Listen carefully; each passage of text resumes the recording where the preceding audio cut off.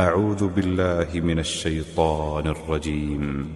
بسم الله الرحمن الرحيم. فاسألوا أهل الذكر إن كنتم لا تعلمون۔ السلام علیکم ورحمۃ اللہ وبرکاتہ۔ آپ کا سوال ایک حدیث کے متعلق ہے جس کا خلاصہ یہ ہے کہ جابر رضی اللہ تعالیٰ عنہ فرماتے ہیں کہ اللہ کے رسول صلی اللہ علیہ وسلم کی خدمت میں حاضر تھا کہ اچانک ایک سانپ آیا اور آپ کے پہلوئے مبارک میں کھڑا ہو گیا۔ اس کے بعد اس نے اپنا منہ نبی صلی اللہ علیہ وسلم کے مبارک کان کے قریب کر لیا، گویا آپ سے کان میں کچھ عرض کرنے لگا، تو اللہ کے رسول صلی اللہ علیہ وسلم نے ارشاد فرمایا، ہاں ٹھیک ہے۔ پھر وہ سانپ چلا گیا۔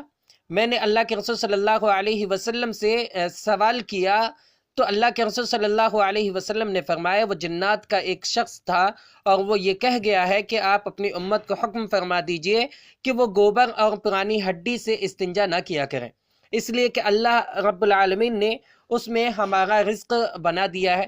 حوالہ دیا گیا ہے حدیث کا لغت المرجان کا۔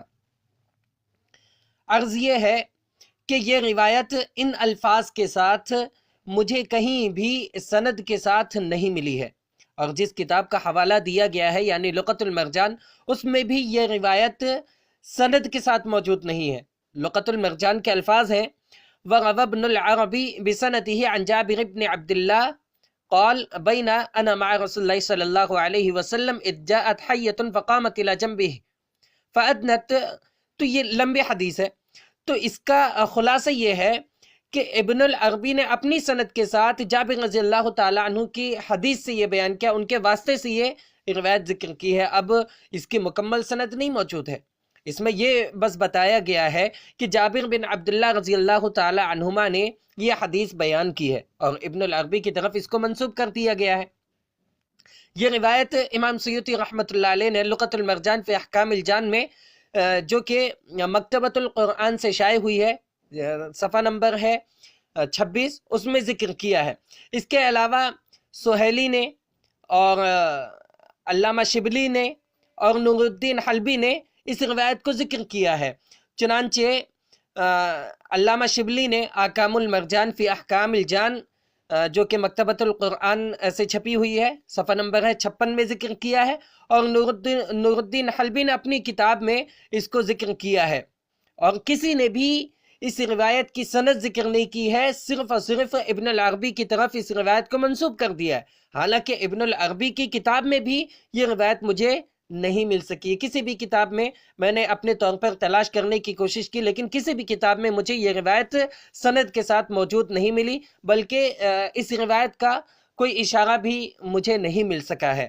گویا کہ یہ روایت بغیر سند کے مروی ہے، لہٰذا اس کی نسبت اللہ کے رسول صلی اللہ علیہ وسلم کی طرف کرنا درست نہیں ہے۔